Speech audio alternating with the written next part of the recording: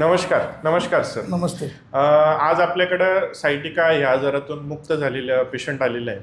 आज आपण त्यांच्याकडून जाणून घेऊया का तुमचं नाव काय, गाव काय, काय काय त्रास होत होता आणि आपण काय काय उपचार केले. सर्वप्रथम सर नमस्कार.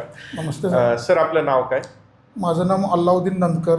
हो मी रहिवासी कोकणातला आहे. हो सिंधुदुर्ग जिल्हा, हो तालुका वैभववाडी, हो कोळपे गावातला आहे. हो आणि मला सप्टेंबर ते ऑक्टोबर 2 महिने भरपूर त्रास होत होता. हो आणि माझ्या कमरेपासून तर गुडघ्यापर्यंत पाय जास्त दुखत होता. हो तर मी एक ऑर्थोपेडिक डॉक्टरकडे गेलो होतो. त्यांनी मला सांगितलं तुझी नस चोकअप झाली. हो नंतर मी देशमुख सरांकडे आलो. हो आणि देशमुख सरांकडे आल्यानंतर त्यांची थेरपी चालू केली. हो एकाच वेळेत माझं बरं झालं. हो नंतरच्या वेळेला मी एक हे घेतलं, फोनवरती कन्सल्टेशन केलं. मेडिसिन मागवली. हो हो तिच्यामधल्या 50% दवाखान्यात हो हो आणि 50% मग त्या आजींना दिले. आजींना दिले. हां.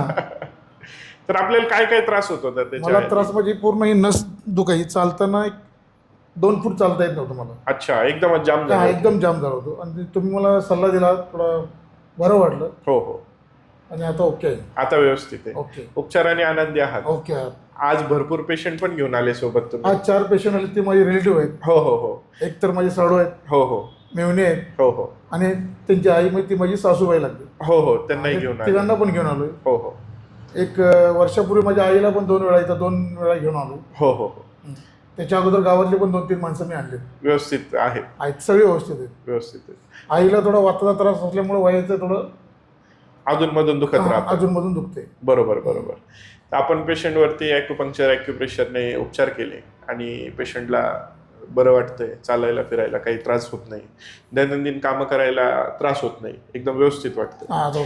तर ह्या पद्धतीने आपल्यालाही जर का त्रास होत असेल तर एकदा ॲक्युपंक्चरचे उपचार घेऊन पहा. नक्कीच आराम पडेल. धन्यवाद. धन्यवाद सर.